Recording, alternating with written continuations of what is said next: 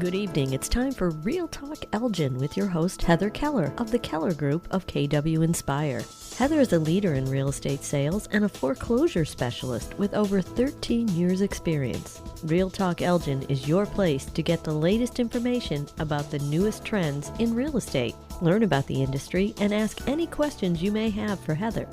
Join Heather live in Studio 14 in downtown Elgin by calling 847-931-1410. That number again is 847-931-1410. And now, Real Talk Elgin with Heather Keller. Good evening, everyone. Welcome. I am your host of Real Talk, Heather Keller, licensed real estate broker with Keller Williams Inspire. 13 years of expertise in short sales, foreclosures, and traditional real estate. I'm happy to be here on this fine Tuesday evening again, and I look forward to continuing to provide you with the most accurate real-time information of all things real estate. So if you've tuned in before, I say this every single week. Tuesdays here at WRMN is now #Keller Tuesdays.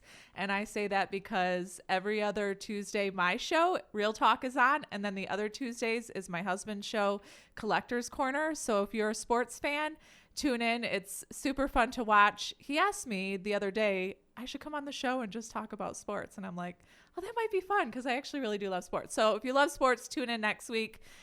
He also has a shop, Top Shelf Sports Cards in Elgin. So it's been a few months now since I've been doing the Real Talk show. I hope you love it as much as I enjoy coming on and chatting about real estate. But it was daunting to think about starting a real estate radio show because it's something I've never done before. But when I sat down and thought about it and went through all of it and came up with the idea and the show, thanks to my husband, I realized that buying and selling real estate is daunting. And if I can just help educate and provide real-time accurate information and answer questions, then it's going to be helpful to all of our viewers out there. So I am here every other Tuesday, like I said. Feel free to call in anytime, 847-931-1410, with all of your real estate questions. Maybe you saw the show 2 weeks ago and you have a question. Feel free to call in at any time. Again, that number is 847-931-1410. So I want to introduce you to my guest today. I'm super excited because we're starting a show today about foreclosure defense. So I have Adil Mohammed with me. He is a local real estate and foreclosure defense attorney here in Elgin.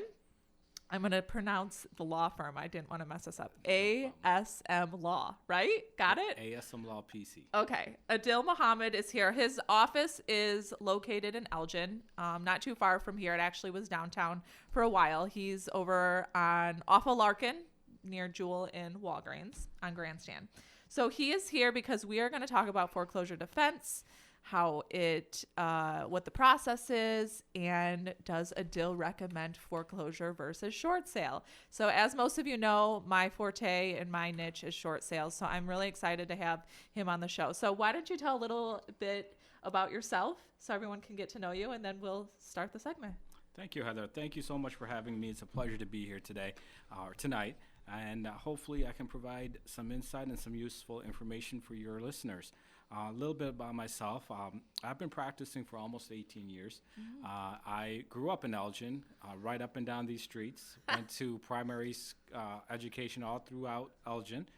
Went to DePaul University, got my undergraduate degree there. Went to Seton Hall Law School in New Jersey. Spent 6 years out on the East Coast. Came back to practice in Elgin since 2005. I've been here since then. I plan on being here for the foreseeable future. And my areas of practice primarily are real estate, both transactional, which includes commercial and residential, and litigation, which almost all of it consists of foreclosures. And in fact, in the last 11 years, if not all, most of my litigation cases have been foreclosures. I've probably done about 700 foreclosure cases, and I probably conservatively have done about 500 short sales. Personally, I live in the Huntley area right now, married with 3 kids, and just like most of the country, just trying to stay sane in this pandemic. With the kids, yes, e-learning and all that, right? That's why I go to the office. Yes, I know how you feel. Yeah, my kids are going to school, but we have someone helping in the afternoon, so It is a lot of work, right? I don't envy my wife. Yeah. Not at all. That's why you got to do the show and then go back home, Yes, I have to go right? do the show with Heather. I can't be home until late tonight. All right, so let's get started. So we have kind of a set of questions, and we're Sure. just going to go through them. And again, if you Absolutely. have any questions, foreclosure defense or short sale, or maybe you're behind and you're not sure what to do, feel free to call in 847-931-1410. Okay, Adil, so how much, this is a frequently asked question, and I'm sure you get this a lot. A lot of these questions I also get. So when I get people that call me, a lot of times there's a couple options. One, they're just over it, ready to move on and want to do a short sale. A lot of time, and then the other one would be they're not, and they want to try to defend their case. Buy some time. Yes. So the first question is, how much time do I have when behind on my monthly mortgage payment? Sure. Okay, so all foreclosures are governed specifically by the state. So in the state of Illinois, the statute that governs is the Illinois Mortgage Foreclosure Law, which I won't digress and get into my thoughts on how bad That's it is. another show, right? Yes, that's another show, Yeah. how bad it is towards homeowners. But nevertheless, that's where the statute codifies a procedure for foreclosure. Now, as far as how long you have, under the CFPB, which is a Consumer Financial Protection Bureau, a lender, a servicer cannot initiate, meaning they cannot start a foreclosure proceeding until you're 120 days or 4 months behind. So more than likely, a foreclosure case cannot start until you're at least 4 months behind. Some will start later than that, maybe 6 months, but nothing can start before the 120-day default period. Has it always been 120? At some point, was it 90? It hasn't been codified Okay. as it is now, but yes, most of the time, most of the lenders' practice was, between 90 to 120 days, depending on where the loan was, what the history of the loan is. But now with the CFPB regulations, it cannot be less than 120 days. Yeah, so that's good to know. I remember back in the day when I first started short sales, I mean, it was taking these banks forever to even start the process. I mean, Yes. I'm actually talking to someone right now that I've been talking to for a couple of years, and they still haven't been served papers. Yeah, and that's why, one of the, and I hate to do legal speak, but that's why every case is different. So a lot of the stuff that, I'm probably going to be saying is just a summary, which is not going to be equally set as far as each person's individual situations.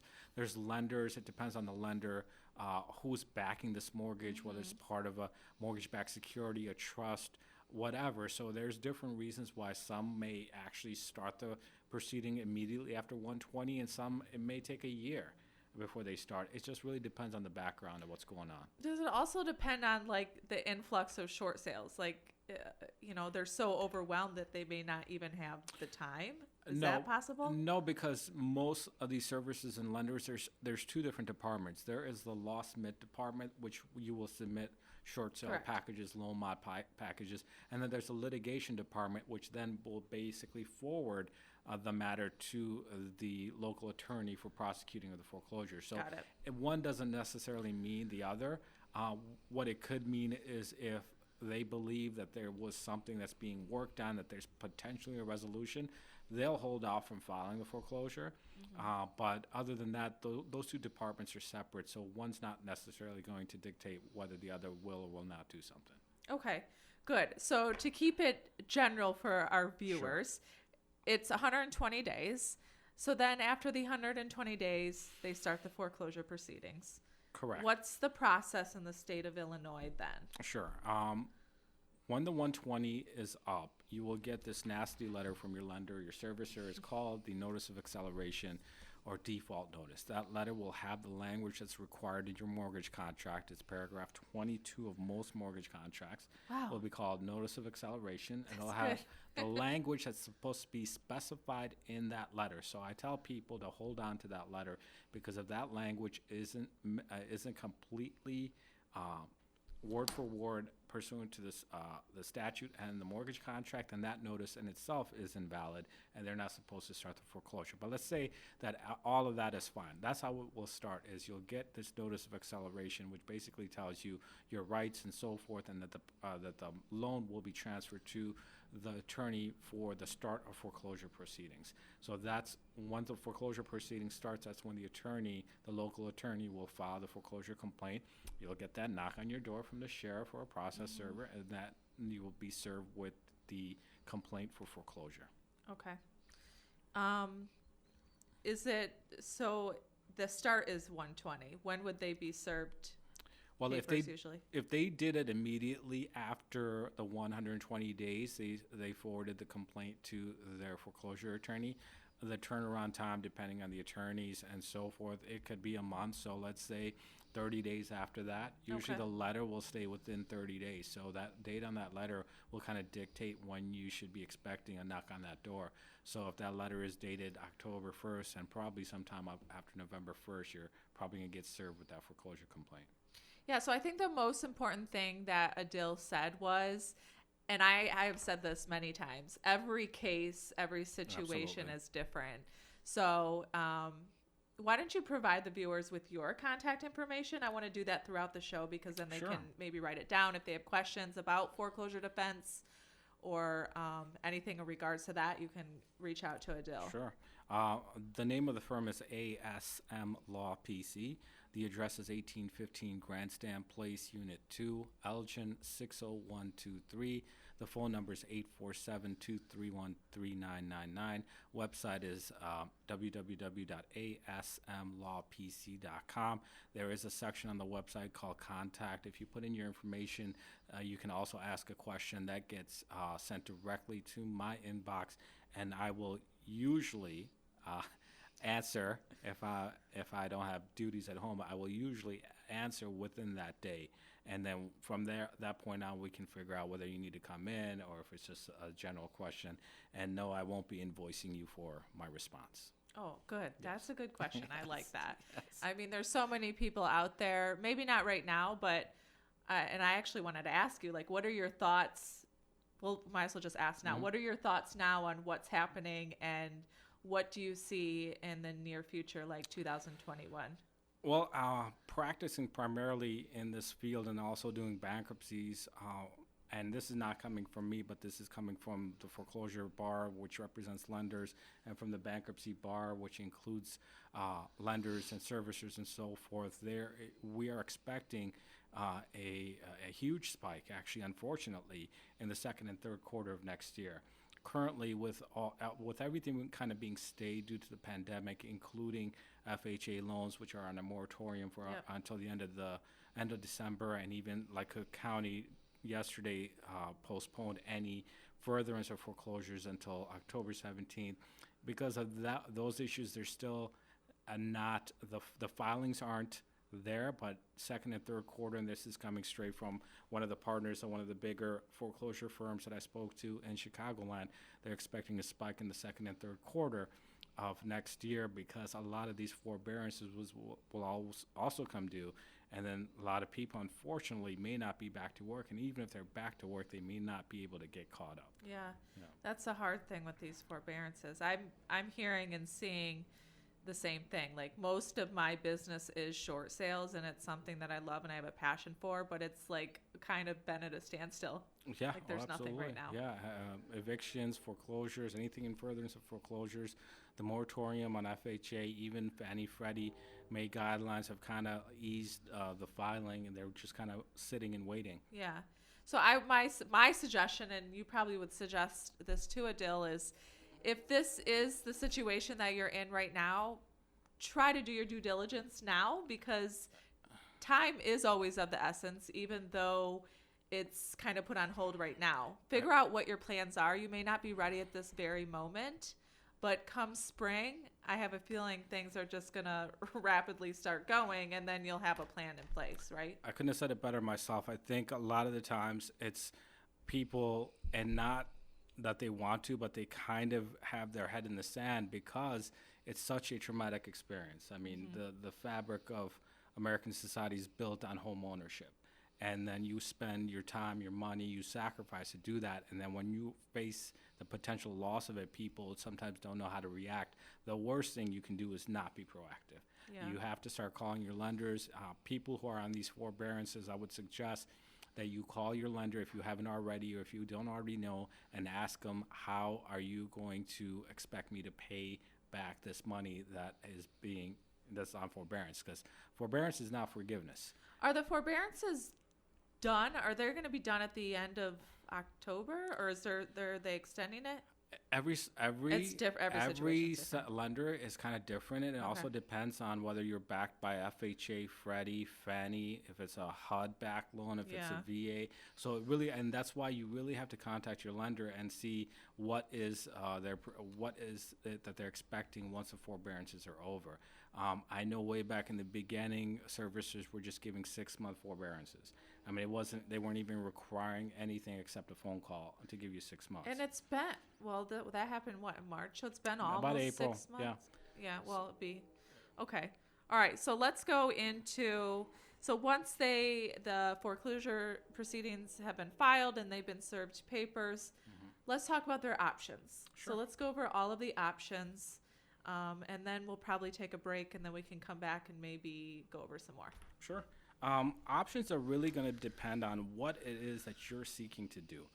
The first question that I will ask a foreclosure client when they come in is, I will say, what are you seeking to do? Are you trying to save the home? Are you trying to cut your losses, limit your damages? Or are you trying to kind of like just buy time to figure out what you want to do? Yeah. And once we can kind of figure out what it is that they want to do, we can kind of tell them what the strategy would be. So if they just want to cut their losses and wipe their hands clean and just move on, and they're ready to do that, and a lot of people aren't ready to do that, but if they're ready to do that, you have the option of a deed in lieu, which is basically saying, hey, listen, I'm not going to fight you. I'm deeding the house back to you. You're going to waive any deficiency liability against me, and it's done. That's the quickest way, but it's not quick in the sense that it won't require you to submit paperwork and financial documents and get it approved. But that's the quickest way as far as not having to go to court, not having to expend fees and so forth. But with the deed in lieu, not to cut you off, Sure. it's very difficult or near impossible to do it if they have another mortgage, right? Oh, yeah. Yes. Yeah. If you have one mortgage, then that would be good point. Very an good okay point. option. Yes. But, If you have one mortgage, that's an option. If you have two, it'll be very difficult to do. If you have liens, it'll be difficult to do. Yeah. If you have IRS tax liens, if you have judgments and everything, because they will do a lien search as part of the background due diligence that they'll do, besides a review of your financials to make sure you don't have the ability to pay. They'll also make sure that the property is free and clear. So if you deed it, they're not taking over a property with all these other issues. So that's one if you just want to walk away. Another is you can do a short sale and just basically, again, the short sale would be you would sell it for less than what you owe the bank. The bank will accept it. You will have any deficiency with the shortage waived. So those are two ways you can kind of just walk away. If you're telling me, Adil, I want to save the house, I want to stay in the house, then what we would do is, one, we would go in and litigate and to buy you as much time as possible. And then two, we would explore what options there are for you that you could qualify for to retain the home, such as loan modification, a forbearance plan, some other type of repayment plan, a hybrid of both, or maybe even a Chapter 13 bankruptcy. It really depends on your financial situation, because people may come in thinking, I want to save the house, but they have no way to do so because they don't have the financial means to do so. They don't have the history to show that they can afford whatever the modified payment is. Those types of people, I feel like they do come around, and their only option really is to do the short sale. And I always tell people, look, I don't care when this closes. I have some short sales that have taken 2 years. I will try to buy as much time as I possibly can, or we can, and give them that time. Well, yeah, and that's part of like the foreclosure defense. And what we'll do is, in a time that's so uncertain and scary for most people, is we'll try to give you some sort of control over the process. If you come in, and I've had people come in and say, Adil, I need 2 years because my kid needs to graduate from this high school, I can't move. Fine, we'll get you that 2 years. We'll do everything we can to get you that 2 years. If you say, well, I'm not unemployed right now, I can't do a short sale because I can't move somewhere and afford a security deposit or anything else, fine. we'll do the defense, we'll extend it out, and when you're ready to move, then we'll call Heather, we'll list it, and we'll get it done. So there's hybrid options where you can kind of do a little bit of both, but then you will also have the control and not have to worry about being served with that nasty orange sticker saying that the sheriff is going to be in your house within the next 48 hours to evict you. So when do you suggest them reaching out to either you to discuss foreclosure defense or me to do the short sale? Is it like right when they've been served or before then? Like just 30 days late? Or when do you suggest? I know every situation's different, but there's some people that have come to me and they haven't even been 30 days late. And then some people have come to me and they're like, I have an auction tomorrow. Oh, same here. So Absolutely. what is your suggestion? The sooner for that? the better. If you're 30 days late and you know it's not getting better and you're not going to get caught up, then you need to start making phone calls and get all your options, whether it's calling me, whether it's calling you, and just get everything. So when that day hits where you're served, we're ready to go. I tell people all the time that if you would have gotten this to me the day you were served, you probably would have about a year and a half, 2 years. Yeah. But if you get it to me a week before the sale, then it's an uphill battle, and it's going to require a lot of convincing of these courts and these judges and these attorneys to give you a second chance, because again, the head in the sand routine does not work with the courts. No, it's so much harder, and a lot of my clients have come to me at the last minute, and we're successful at that, but it's very stressful on my end, because when someone comes, and I'm sure you feel the same way, we want to do everything we can to help them. And it's really difficult when they're at the very end of the foreclosure process. So if you're listening to this and maybe you're only 30 days late or you're going to be served papers, I don't think they're even serving anyone right now, are they? No, most everything is kind of on hold. On hold. Okay, well, if you know that is coming, then at least reach out. It doesn't cost anything to just have a conversation with us.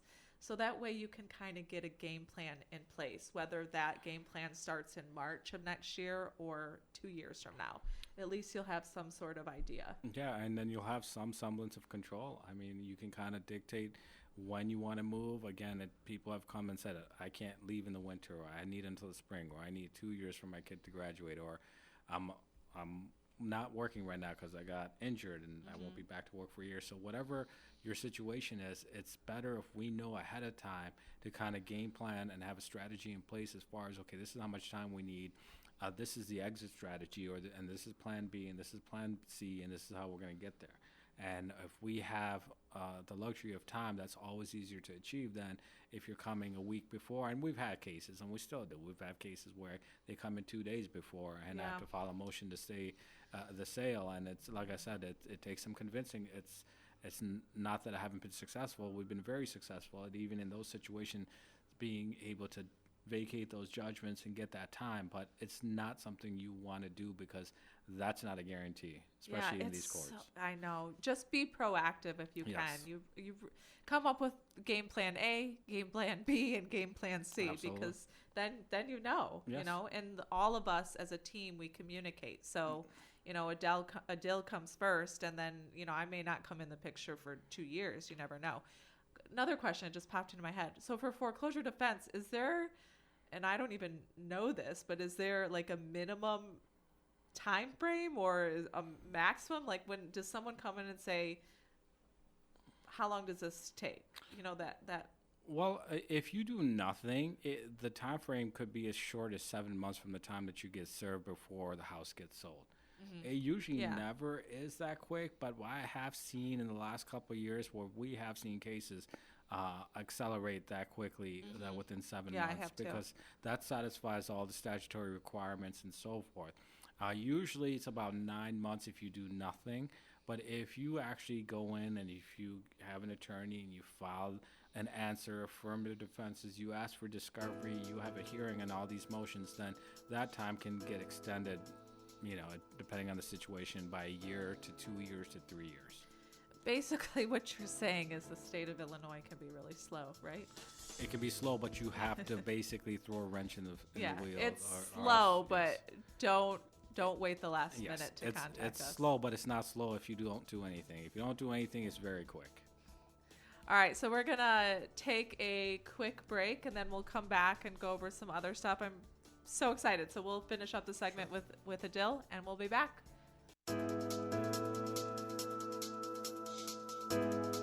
Welcome back to Real Talk Elgin with real estate expert Heather Keller. Call 847-931-1410 and Heather will be happy to answer your questions about real estate. And now back to Studio 14 in downtown Elgin for more Real Talk Elgin with Heather Keller. Welcome back. I think that's like the shortest break, right? It's like a couple minutes. Before we talk to Adil some more, I'm going to go over my featured listing for the week. It is a single family home here in Elgin. It's a great location. It's not too far actually from your office, Adil. It's near the Larkin High School. It's on Weston. So it's close to schools, stores. There's 3 bedrooms, 1 full bathroom and 2 half bathrooms. It is a fenced yard, large patio. There's a shed in the back, lots of mature trees. So there's tons of shade.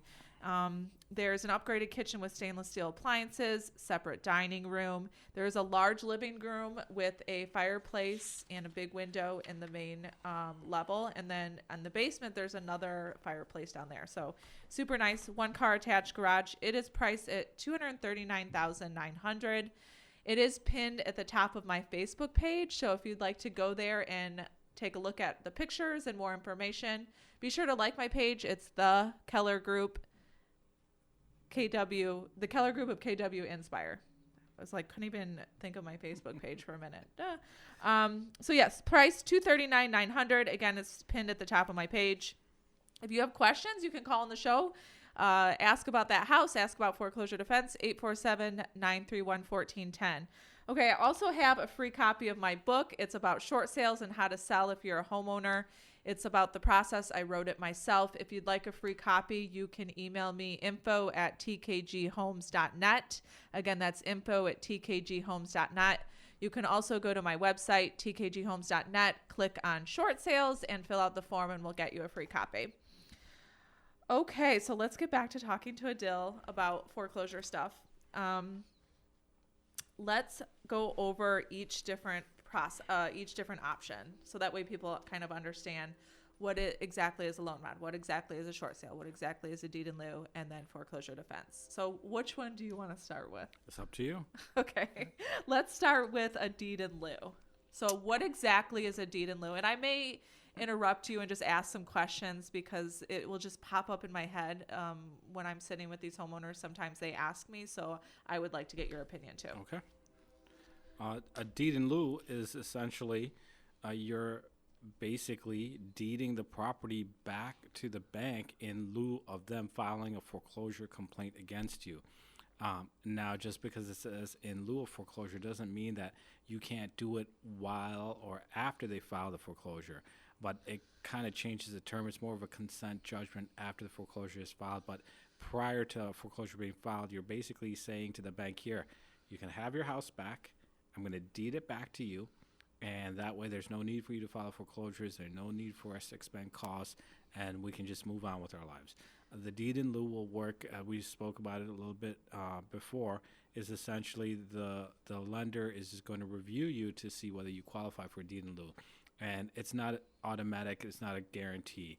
So they'll ask you for some information, such as your financial information, tax returns, paycheck stubs, to determine that you have no ability to pay this going forward, and you don't have any reserves that could basically go towards paying down or paying off this arrearage from the missed payments. It also will require the lender to do a title search. So as Heather brought up, a great point is if you have a second mortgage, you're probably not going to be able to get a deed in lieu because the deed is not going to be clean. The transfer is not going to be clean because there's someone else who has an interest. Also, if you have IRS liens or liens of any types, judgment liens, it's going to be hard to get a deed in lieu because the bank, when they're doing that, they just want clean title to the property. They don't want to have to go back and pay anyone or litigate anything. They just want to have the house back so they can just eventually go ahead and sell it again. I didn't realize actually there was paperwork, like a ton. They ask you for all the same stuff as if they were doing a short sale. Yes. Okay. Yes, because I've had deed in lieus be rejected for something And again, these are just lenders, and they're not rational. I've had deed in lieu rejected because a client had $100,000 in their 401k. And Do you see a ton of deed in lieu? Because me personally, I don't. I don't get a lot of questions about deed in lieu. Most people, for whatever reason, I don't think qualify, or at least the ones I don't come across. I'm curious. I have not seen a lot in the last 7 years, probably. I think in the beginning, when the market and the economy went down, when the housing market crashed, there was a little bit more action in the deed in lieu. But I haven't really seen one. I think the last deed in lieu that I tried to do was about 2 to 3 years ago. Okay. And again, I don't like deed in lieu because I don't see the point, because if you're already behind and you're going to walk away, and then you have to make sure the title is clear and everything's clear, why wouldn't you just get the extra time and just do a short sale or something like that? Okay. But it's not one Good of my point. favorite things, but I am not the one spending the money, so I'm not going to tell a client, hey, just hire me and spend the money, and then, don't worry about the deed in lieu. So it is definitely an option that the client will have. Again, every situation is different. I'm going to say that Absolutely, probably about yes. another 50 times. All right. How about loan modification? In easy terms for the viewers out there, what is a loan modification? A loan modification is just that. It's modifying the terms of your loan to put you in a position where you can start making the payments going forward. And that could entail, putting whatever past due amounts at the back of the loan, reducing your interest, reducing your principal, a combination of all three.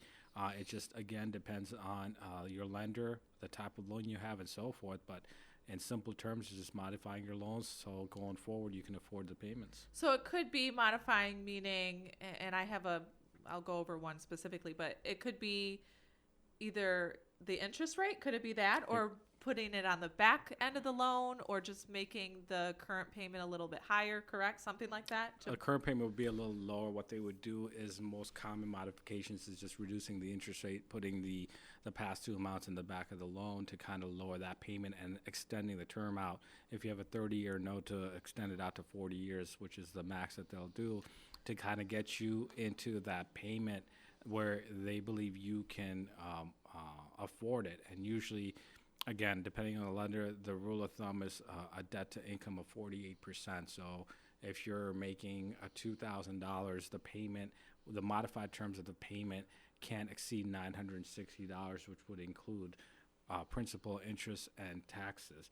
And that's why not all people will qualify, because it may not be financially feasible for them to, modify you no matter what they do. Yeah, so FHA gets a little tricky. So this is, and I have a situation, I get a lot of these situations, but so FHA, if you're behind on they will only modify once, correct? Okay, so FHA, if you have FHA mortgage, they will only modify you once. They'll modify you, but they'll take all of the back payments and basically put it on the title of the home as like a second mortgage, essentially. So there's a lot of people out there that will come to me and say, oh, I only owe on my mortgage a balance of $170. And I'm like, okay, but you have FHA. Have you done a loan modification? And yes, they did. And you have to make sure you tell all of that up front. Yes. Because you pull the title, and then there's that second mortgage. And if you were to do the short sale, that gets paid in full first, and then your mortgage company gets the rest. Yes, it's called the partial claims. FHA Yeah. partial claims was essentially, like you said, it's a second mortgage. You're not required to make payments. There's no interest rate on it. But what it is, it basically liens the house as a secondary lien, and then whenever there is a transfer or anything, that needs to be paid. Now, even in a short sale, I know you can negotiate that. You can talk to them, but it doesn't mean that you don't owe that money. You definitely owe that money. Yeah, so I have it's called Novad.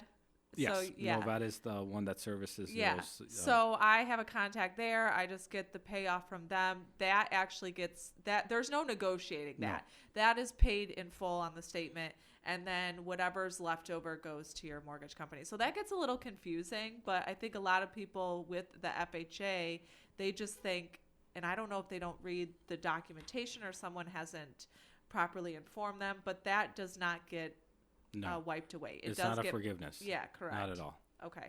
That's important to know, because I think a lot of people, I think every single person I've talked to and there's been a lot, just thinks it's just not there until we pull the title and you show them, hey, there's $70,000 that you still have to pay. Yeah, it's out of sight, out of the mind, because you're not getting a statement. You're not required to make monthly payments, so people just don't think it exists.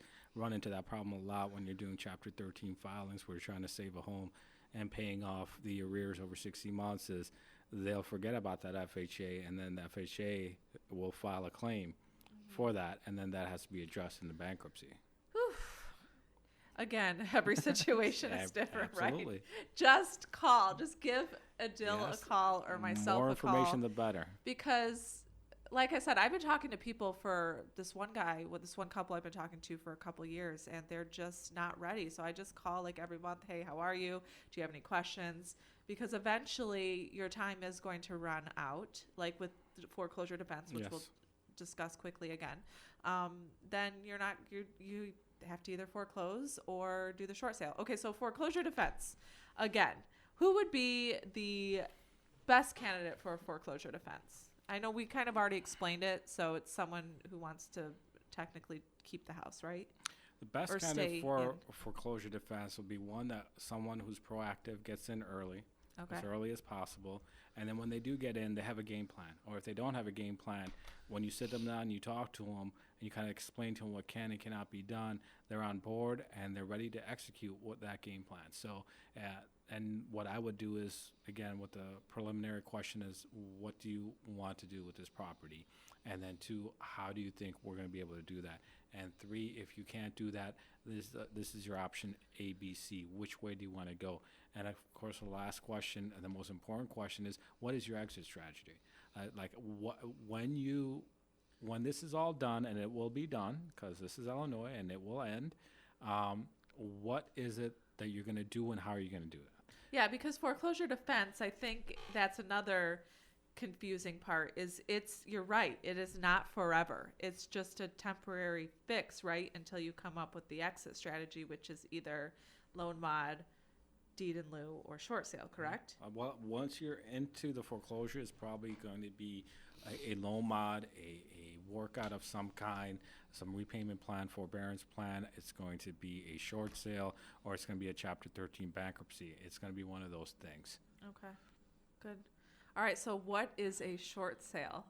A short sale is just that. It's basically you owe $200,000 to the bank. The property's value is now $200,000. You list the property for a short sale, and you get an offer for $170,000. You submit it to the bank. The bank reviews it. If they agree for that sales price, then they'll accept it. And so that $30,000 is then forgiven by the bank. So basically, the money that you would have owed is gone, and the bank has agreed to accept something short of what they were rightfully owed. Yeah, good point. So I've seen, like back in the day when I started these, when the market tanked, 2008, 2007, I think is when I started. They were like 50%. So let's just say they owed $300,000 on their mortgage. We were doing short sales for like $150,000.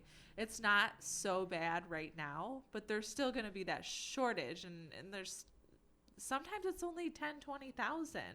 But I think what people forget to realize, it's very expensive to sell a house in the state of Illinois. You know, you got the taxes are high. We pay in arrears, so you have to give it credit. So there's a lot of closing costs involved. So even if you owe $170,000 and your house is worth $180,000, it's still going to be a short, because that $10,000 is going to get eaten up with the closing costs. Yeah. Right. Yeah. 10% is a rule of thumb. If you're selling a property for $180,000, closing costs are going to be about 10% of that price, so $18,000. So the net is going to be $162,000. So yes. So I did a couple sales recently where they've been behind on their mortgage for a while, and they surprisingly had equity. It's kind of a hot market right now. So we were able to sell it as a traditional sale, but that doesn't happen that often. So if you are in that situation and you do have the means to move and pull out the equity, that obviously would be the best option, is to sell right now, pull out the equity, and move on. Because if not, you stop making your payments, then they go to foreclosure, then I call them hook fees. They put on all those additional fees, and then all your equity gets eaten up, right? Absolutely. Yeah. Yes. Okay, so another question I get is, what is the effect of a foreclosure on my credit? And I'm sure you get that question I get that a lot, and I kind of always wonder what is the mindset. I mean, if you're in foreclosure, your credit's pretty bad. Yeah. Because you've had that, and I don't mean to make light of it, but your credit's pretty bad. So I try to refocus the client's attention on what's important. You have to forget about the credit because the credit is already credit shot. you can help down the road. Absolutely. Like, it's not like that's not the main priority right here. The main priority is coming up with a game plan Exactly. for your family or Yes. whoever's in the house to do But whatever. I think the reason people ask that question is, again, the question isn't what's the effect of my credit. I think the question really, or the answer that they're looking for, is when or if I'm ever going to be able to buy another home. Yeah. And I think that's what it's intended when they ask that question. And I try to explain to them, foreclosure is not going to be the end of your home buying ability. It's not going to be your financial ruin. Yes, it's going to be a setback, and your credit's going to take a hit. But like everything else, you're going to have to rehab that credit. You're going to have to, work on it. You're going to have to, basically give it time. And once a foreclosure judgment is entered, it's going to be between 2 to 4 years before you qualify for another home loan. And 2 years on the low end, you will qualify for an FHA with 3% down, assuming your credit and everything is back up to a decent place. But conventional, it may take you 3-4 years because you're going to need a little bit more money down.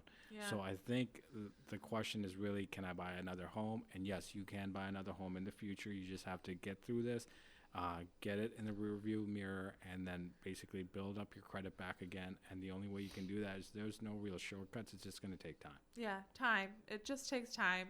It's only a temporary situation. I always believe everything happens for a reason, and I'm happy that people are able to find us for our services because we are experts and we understand the process, and I think that we can come up with the best game plan for them. They can buy another house. Like you said, it just takes time, but the main priority is you got to get the house out of your name. Yes, you have to move on to the next step. And I know there's emotional attachments to homes and properties, and I've seen it. I've seen clients come in crying about how much effort and time they put into the house. But my usual speech is this stuff doesn't kill you. I mean, the stress from it will kill you if you let it, but life will go on. You'll get another home. And there's been, having done almost 700 of these, I can tell you hundreds of really good stories about people who've moved on.